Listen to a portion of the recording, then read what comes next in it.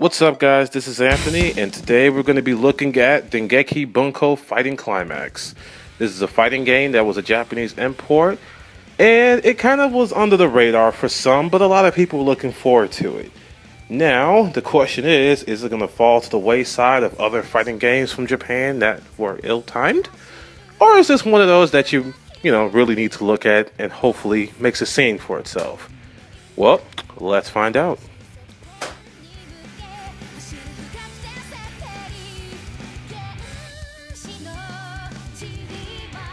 Now, since we're not really sure what the story is, or if there's really a story to be had, we're just going to skip ahead to gameplay. Now, it's a typical anime game, ABC, and the last button being a support button, where you can choose one of your support characters to do either a defensive motion or an attack motion. Either or, it depends on the support character you get, because some of these are really good, while some of these are really, really terrible. As far as the gameplay itself, well, it's fairly simple, but it tries to be a little bit more complex than it needs to be. Just follow me here. So besides the typical ABC special move, they have auto combos, as well as special moves that are done with a button and a direction. Usually one's a good anti-air, one's a launcher, and one just looks like another special move that can be cancelled. There are EX moves, and there are 4 different bursts. One is defensive, one helps you build meter and gives you attack power, I believe. One extends combos, and one I'm not really sure what it does. But it has 4 bursts, all done with the same motion. As well as super moves, and I'm not even really sure what I'm not really sure what to call them. So for sake of the video, we're just going to call them Thunderbolts, okay? Because that's what they look like.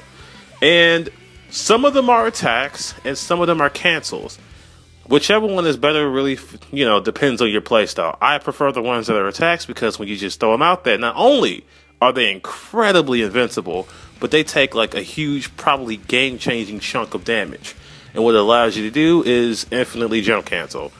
And I think it gives you a boost in attack power. I'm not really sure because I really just use it for the attack personally.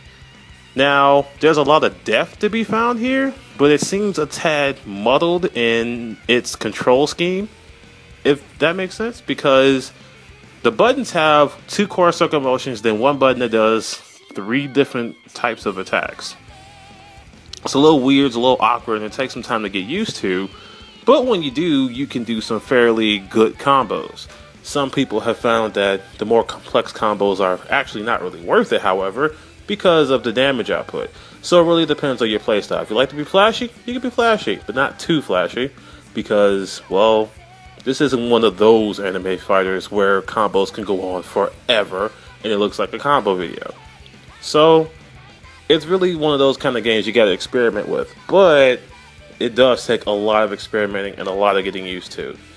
That's not necessarily a bad thing, but the only bad thing I'd have to say about it is that it's needlessly so. So, there you go.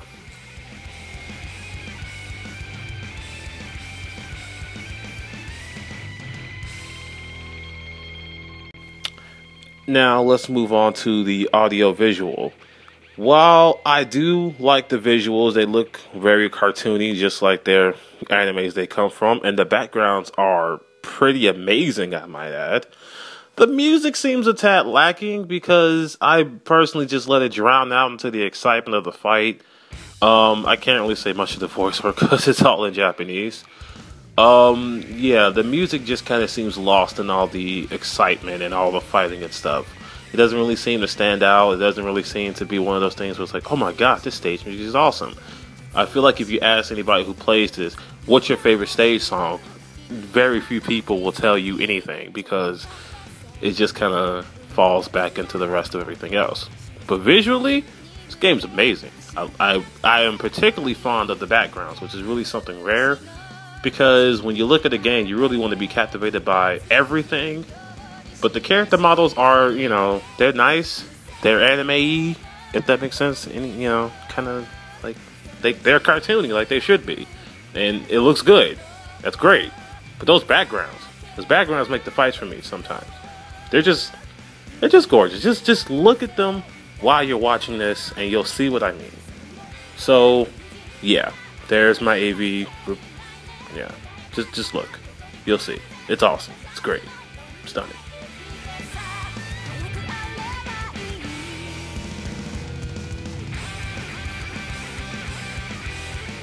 Now, unusually, this is where I'm going to be doing a lot more of my talking, because here in this conclusion is where I can tell you a lot of other things that the game has to offer, which a lot of fighting games today don't. But, you know, French Bread said to us, hey, we're going to give you all those things you love, such as score attack, time attack, and survival.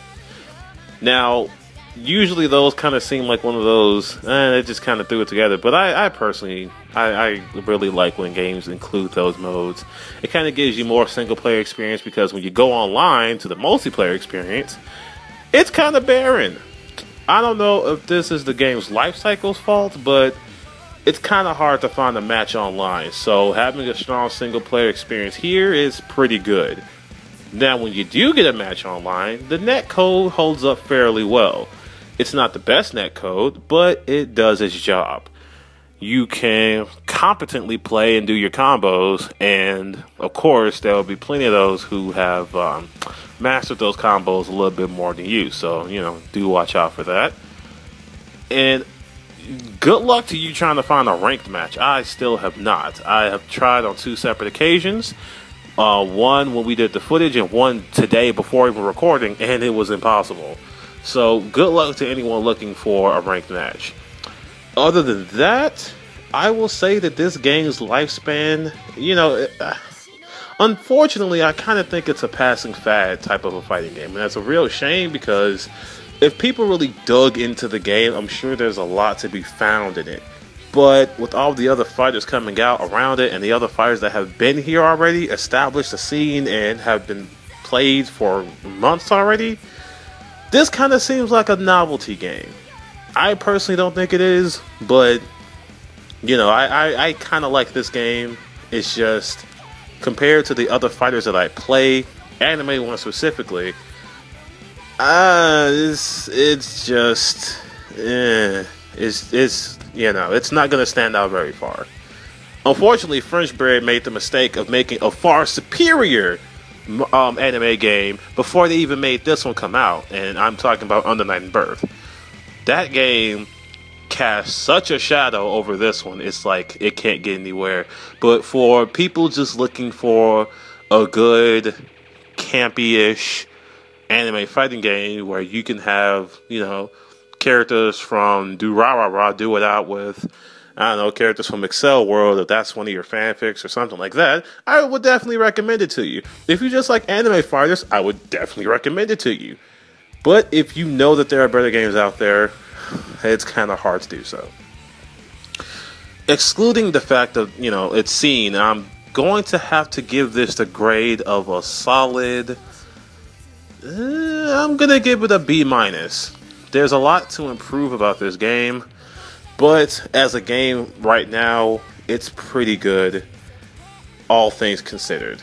It plays well, it looks good, the audio could be better, the online scene could be better, but, you know, if you got friends, that can easily be solved. And it gives you a lot to do if you just want a single player experience to beat up a bunch of anime characters.